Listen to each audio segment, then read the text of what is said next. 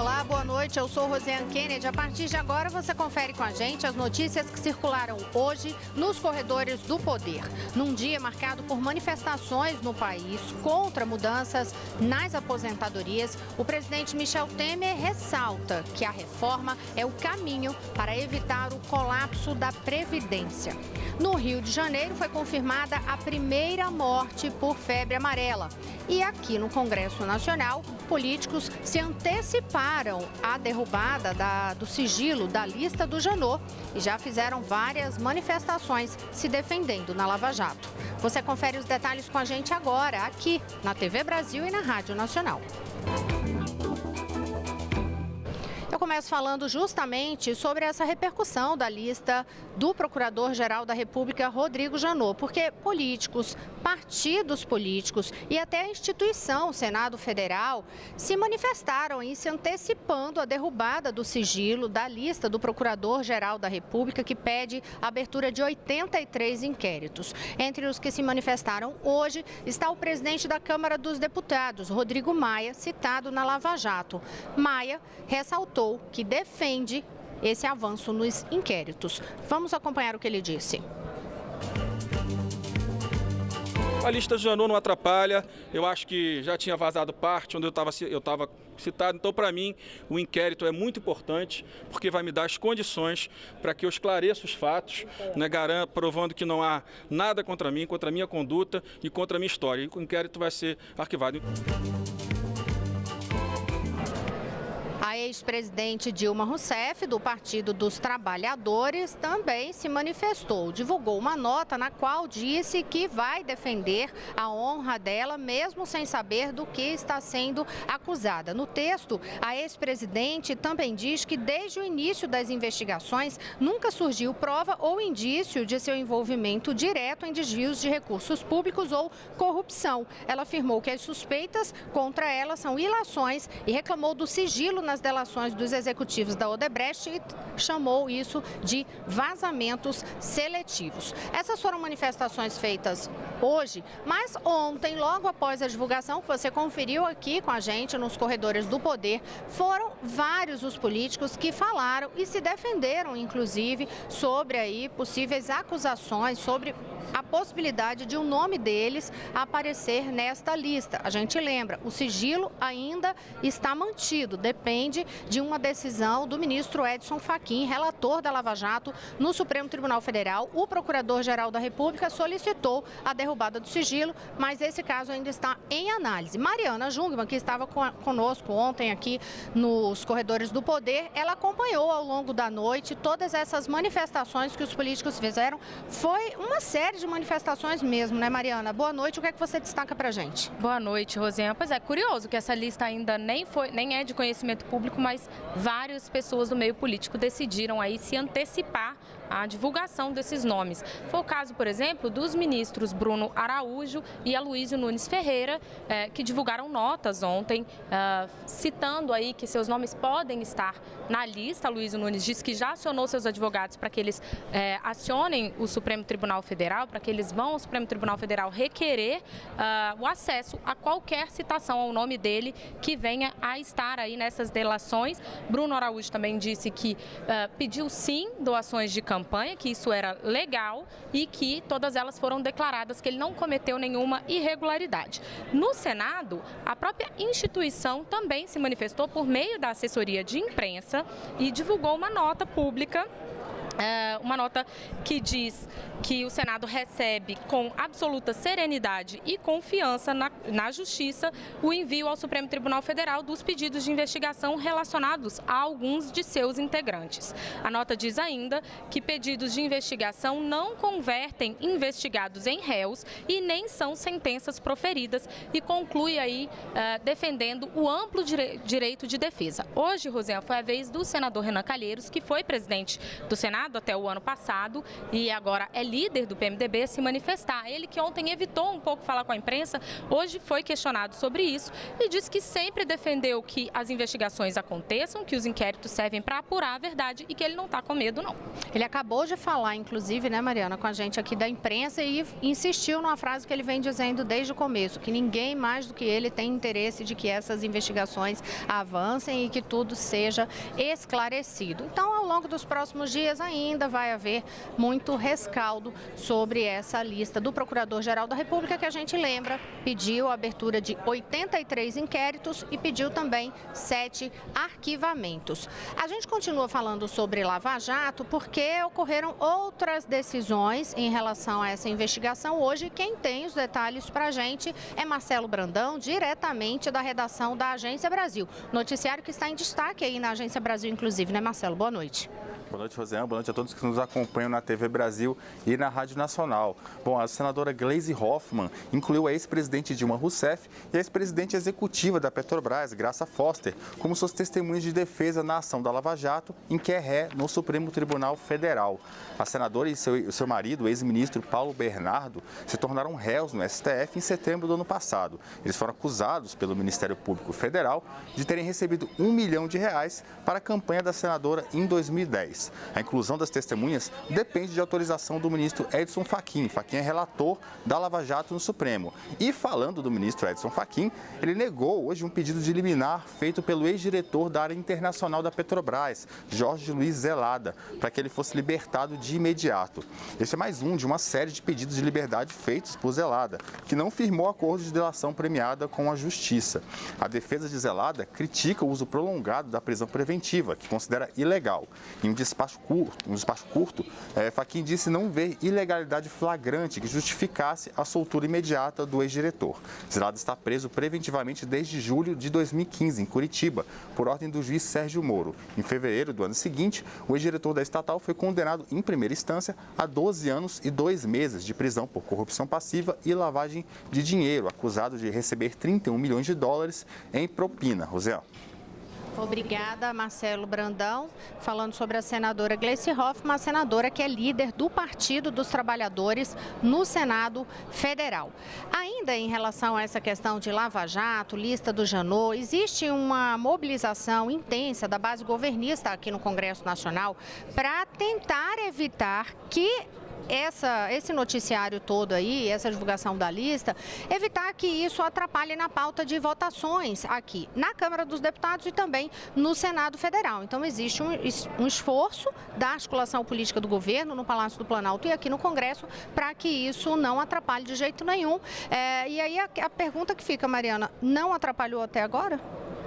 Mais ou menos, digamos assim, Rosiane. Bom, ontem os senadores votaram sim um projeto muito importante da repatriação, que a gente já falou aqui, que reabre aí o prazo para que brasileiros que enviaram recursos em sonegação de imposto de renda para o exterior possam regularizar esse dinheiro mediante o pagamento de multa e do próprio imposto de renda.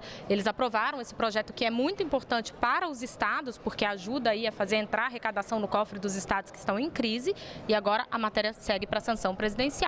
Hoje, os senadores votaram também várias matérias, mas todas de menor importância. Não teve nenhum projeto polêmico, eles até tentaram colocar agora há pouco em votação um requerimento de urgência para apreciação de um projeto que vai regulamentar direito de greve no funcionalismo público, mas nem isso teve acordo para ser votado, então ficaram mesmo só nos projetos sem polêmica.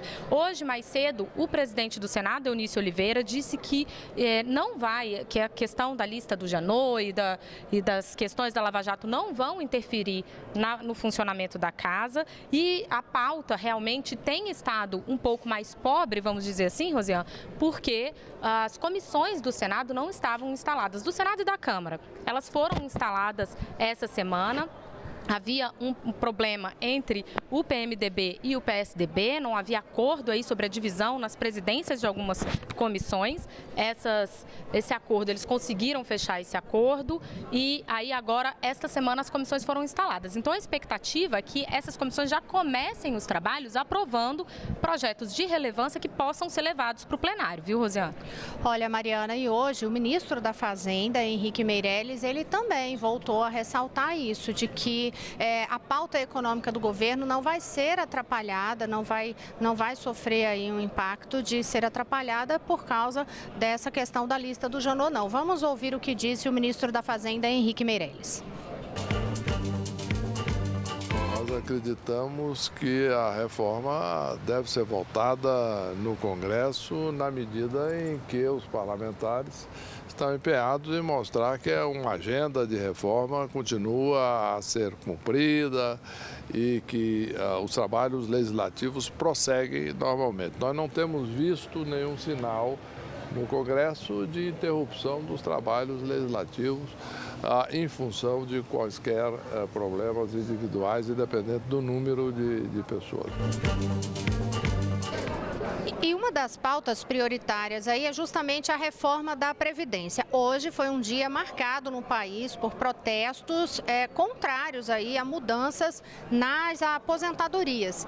O repórter lá na Agência Brasil, Marcelo Brandão, ele juntou aí uma série de informações, porque o presidente Michel Temer falou a respeito. A Rádio Nacional, ela preocupada aí vem fazendo essa série de debates sobre o tema para saber quais são os pontos polêmicos e ajudar a esclarecer a você que nos acompanha na Rádio Nacional também o que é que tem de mudança e quais são os pontos polêmicos. Então, Marcelo compilou aí todos esses assuntos, faz um resumo para a gente, Marcelo, do que aconteceu nesse dia de hoje em relação à reforma da Previdência. O presidente Michel Temer voltou a defender a proposta do governo. Ele disse hoje que a proposta apresentada para a reforma da Previdência vai evitar que o Brasil siga o caminho de outros países que tiveram que fazer grandes cortes, inclusive de salários de pessoas na ativa e aposentados. Vamos ouvir o que disse o presidente. Nós não queremos que o Brasil tenha que fazer o que fez Portugal, ou seja, cortar salários dos ativa e dos aposentados, ao mesmo tempo que elevava a idade mínima para 66 anos, por exemplo, eliminando o 13º salário. Nós não queremos chegar a esse ponto. Ou fazemos uma reformulação da Previdência agora, é claro, poderá haver uma ou outra adaptação, o Congresso é que está cuidando disso, mas não podemos fazer uma coisa modestíssima agora, para daqui a 4, 5 anos temos que fazer como Portugal, Espanha, Grécia e outros países que tiveram que fazer um corte muito maior porque não preveniram o futuro. Zé, enquanto o presidente falava, o Ministério da Fazenda era tomado por integrantes de movimentos de trabalhadores rurais. A invasão ocorreu ainda de madrugada, quando os manifestantes quebraram vidraças e entraram no prédio, em protesto contra a reforma da Previdência. O prédio foi desocupado por volta das 3 da tarde. E em várias partes do país ocorreram manifestações também, paralisações contra a reforma da Previdência proposta pelo governo. Em várias capitais, manifestantes foram às ruas. Então, organizações sindicais, organizações sociais, movimentos sociais foram às ruas e levaram milhares de pessoas nas principais capitais do país. E o senador Humberto Costa, do PT de Pernambuco, exaltou o tamanho dessas manifestações de hoje no país. Vamos ouvi-lo. Olha, eu acho que essas manifestações marcaram profundamente o Brasil no dia de hoje. Em todos os lugares nós tivemos greves, tivemos grandes concentrações e isso se reflete naturalmente sobre os deputados, os senadores, já que no ano que vem nós vamos ter eleições. E se já havia um sentimento por parte de muitos parlamentares de que era praticamente impossível defender essa reforma, eu creio que esse sentimento se ampliou. E a Ordem dos Advogados do Brasil, que também tem se manifestado contra a reforma do jeito que foi enviada ao Congresso, apresentou sugestões de um novo texto. Na proposta da OAB, a regra de transição aplicada a quem já está perto de se aposentar deve considerar o tempo de contribuição do trabalhador e não a idade dele, como quer o governo. Assim, de acordo com a proposta da OAB, independentemente da idade, quem já estiver perto de se aposentar por tempo de serviço não sofrerá um impacto tão grande com a mudança. A presidente da Comissão de Seguridade Social da OAB, Thaís Riedel, expôs a proposta da entidade hoje em um debate promovido pela Rádio Nacional no programa Revista Brasil. Participaram do debate os deputados Beto Mansur, do PRB de São Paulo, e Darcísio Peronde, do PMDB do Rio Grande do Sul. Para o Mansur, a regra de transição deve ser discutida com profundidade e nada impede uma modificação no texto atual. Rosiane.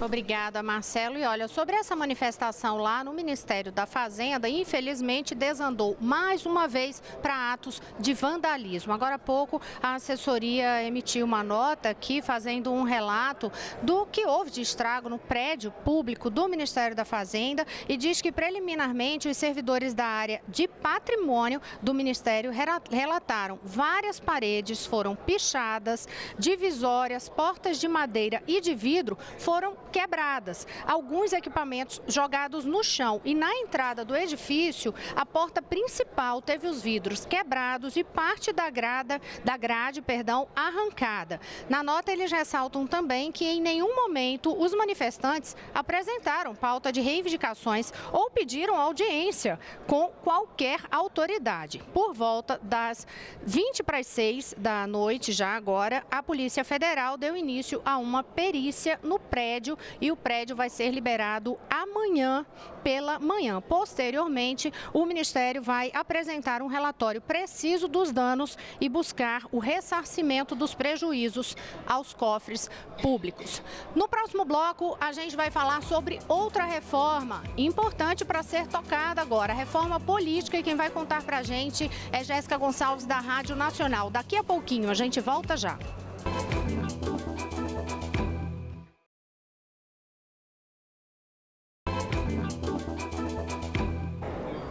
Olá, estamos de volta. Eu sou Rosiane Kennedy. Você confere com a gente as notícias que circularam hoje nos corredores do poder. Um dos temas em pauta foi a reforma política. Teve reunião no Palácio do Planalto sobre o tema e quem traz os detalhes para a gente é Jéssica Gonçalves, diretamente dos estúdios da Rádio Nacional. Boa noite, Jéssica.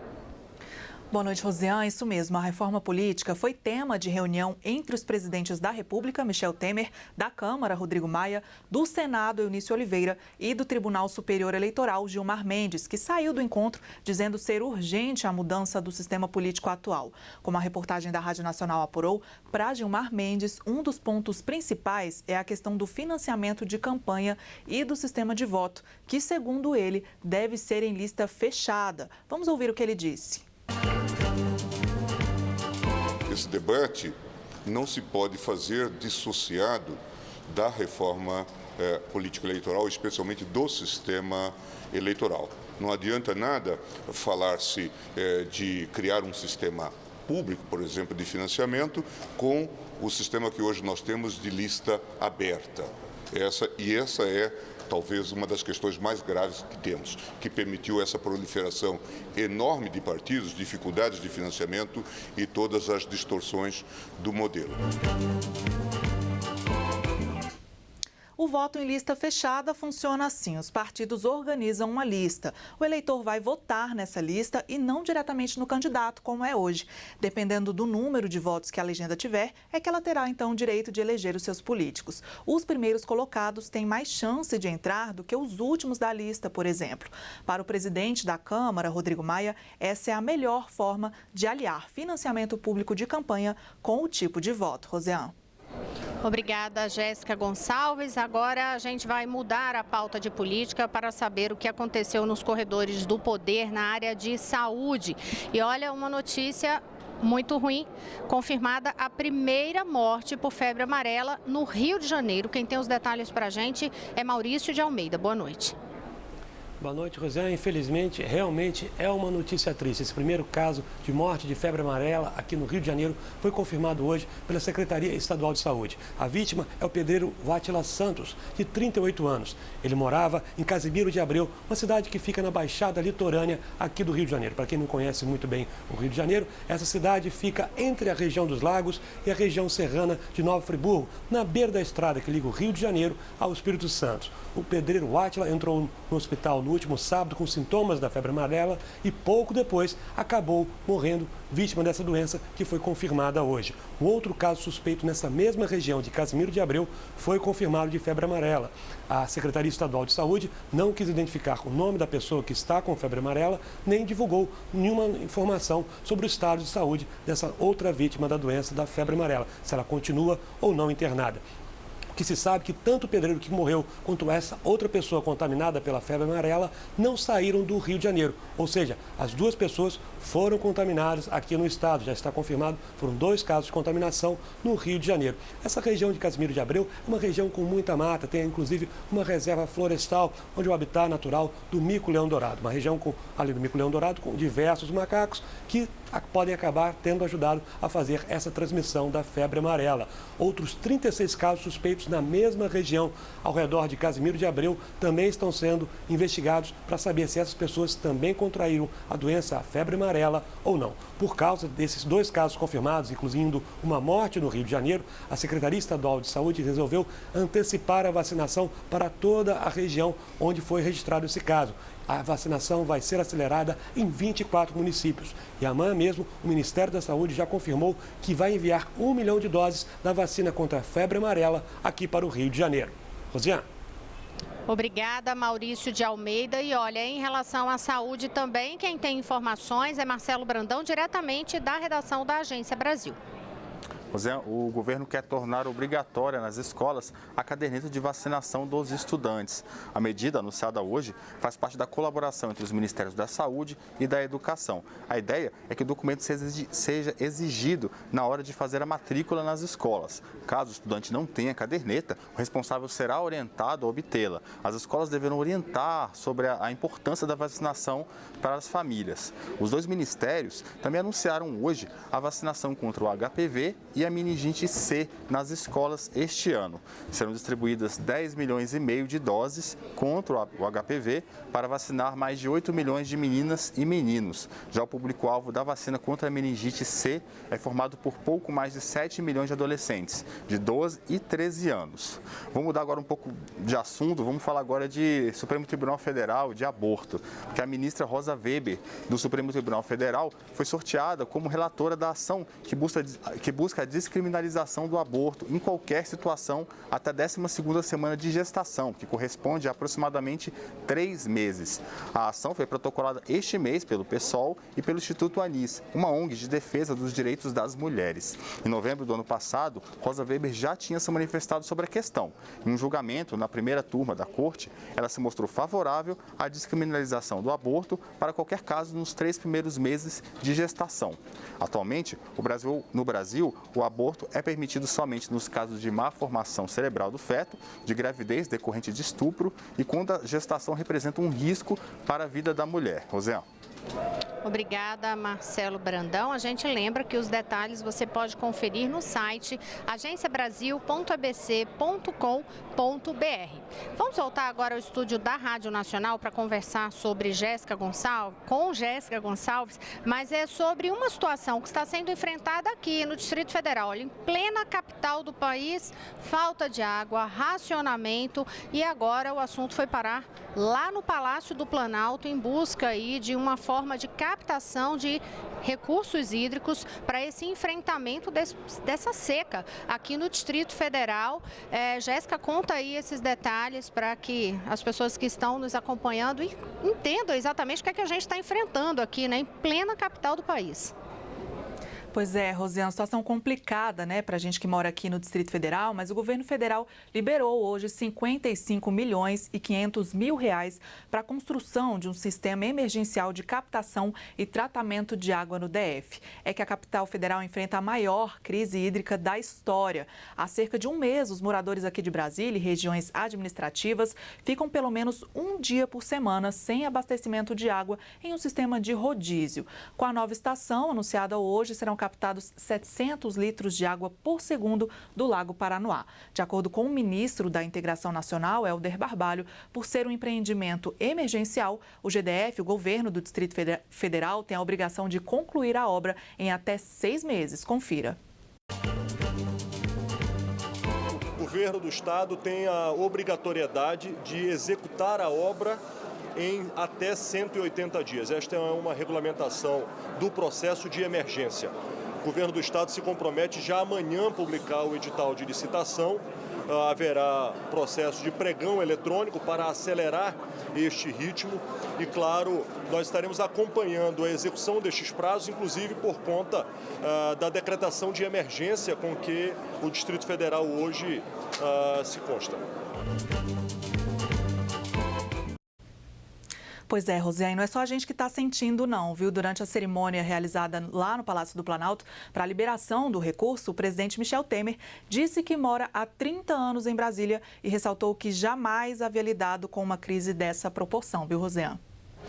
Pois é, a gente realmente não tinha essa referência de enfrentamento de seca em relação a essa falta de água na torneira, né? Sempre que se remete à questão da seca em Brasília, é muito em relação ao período seco, que às vezes as aulas têm de ser suspensas, porque a umidade relativa do ar fica muito baixa. Isso geralmente é ali pelo mês de julho, entre julho e setembro, mas essa questão da falta de água e agora com o racionamento de água, que já se ouviu falar tanto, por exemplo, nas populações do Nordeste, né, que enfrentam isso por muitos e muitos anos, agora isso aqui em plena capital federal e o caso, como você ressaltou aí, realmente foi parar no governo federal, no Palácio do Planalto, para poder tentar encontrar recursos financeiros para enfrentamento dos recursos hídricos.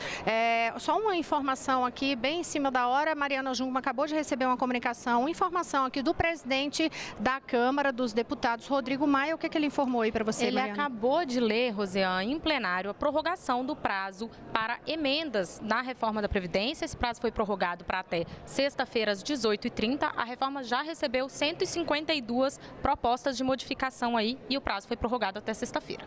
Portanto, por causa dessa polêmica em torno do tema, e a gente lembra que o prazo tinha esgotado inicialmente ontem já com essa 150 propostas de emenda aí para alteração no texto da reforma da Previdência. Depois a gente informa para vocês. Boa noite a todos, até amanhã. Boa noite, Mariana. Boa noite, Rosiane. Boa noite, até amanhã.